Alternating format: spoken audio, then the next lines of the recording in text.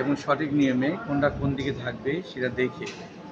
অনেক সময় করতে গিয়ে ভুল করে ফেলে যে ডানিটা বামে যায়, বামেরটা ডানে যায়। যেমন এটা ফ্রন্ট সাইড আসবে স্লিভের বড় অংশ, এই ধরলাম, এই শুরু করলাম, এই স্লিভটা হাতের মুঠায় থাকবে এবং যেহেতু শেপ আছে শেপে শেপে নিতে হবে।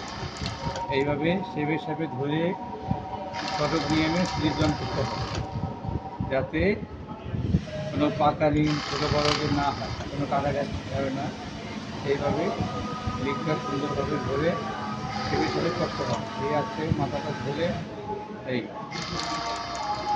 যাবে, এই এক সাইড হয়ে গেছে, এই ব্যাকপার্টটাই আসবে। এই ব্যাকপার্টটা আসার পরে এই ঢুকাইবা, এই যে স্লিপটা, এই স্লিপটা নিয়ে এই আনবে, এই যে ব্যাক সাইডের ছোটো অংশ, তারপরে যে ব্যাক সাইডের ছোটো অংশ স্লিপের এই যে ছোটো অংশ, এই ব্যাকপার্ট, আর ফ্রন্ট পার্টে আসবে বড় অংশ। তাহলে স্লিপটা সঠিক থাকবে, নাহলে স্লিপটা ঘুরে গেলে এইটা ঘুরে যাবে। তার সঙ্গে মনে রাখতে হবে ফ্রন্ট সাইডে বড় অংশ থাকবে ফ্ল্যাগের সাইড, ব্যাক পার্টে থাকবে ক্যাম্বোর সাইড স্লিভে।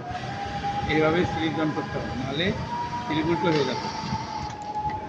যেহেতু তুমি নতুন মাত্র ট্রেনিং চালানো শিখতে ইচ্ছে হচ্ছে, সেই ক্ষেত্রে তোমাকে সঠিক নিয়মটা জানতে হবে, বুঝতে হবে।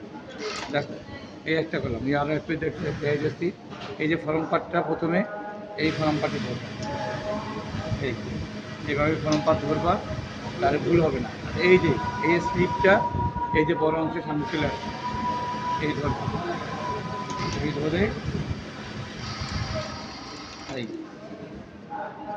ঠিক আছে। এইভাবে রাউন্ডটা দুই হাতে থাকবে, এক হাতে স্লিপ, এক হাতে বডি।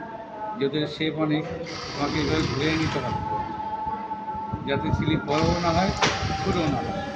এখানে আসছে যেন এটা ঠিক করে মিলে যায়, বুঝতে পারছি।